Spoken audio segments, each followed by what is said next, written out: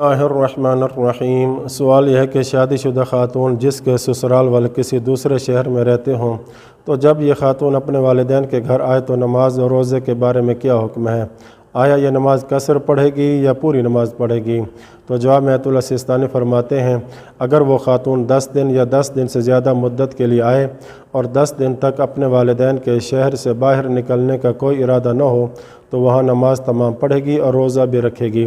لیکن اگر 10 دن سے کم مدت کے لیے آئے یا 10 دن کے لیے آئے لیکن کچھ دن کسی اور شہر میں گزارنے کا ارادہ ہو یا والدین کے شہر سے باہر 22 کلومیٹر تک سفر کرنے کا ارادہ ہو اگرچہ صرف جا کر واپسی کا ارادہ ہو تو اس صورت میں یہ دیکھنا ہوگا کہ خاتون نے اپنے والدین کے وطن سے اعراض کیا ہے یا نہیں کیا۔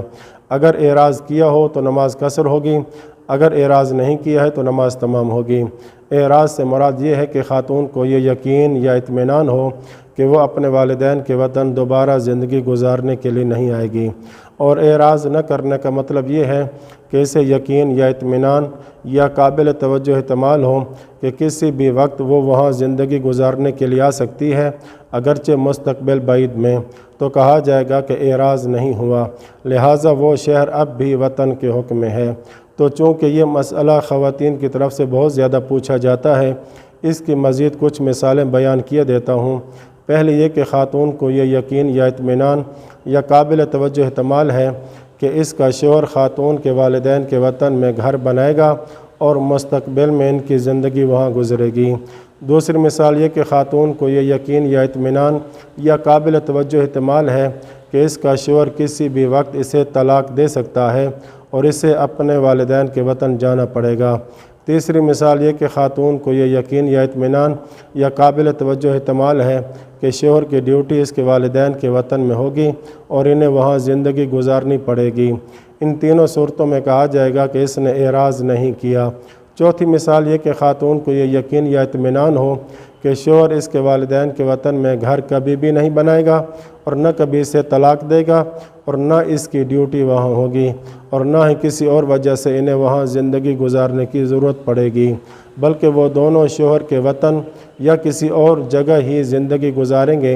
اس صورت میں کہا جائے گا کہ اس نے والدین کے وطن سے اعراض کیا ہے۔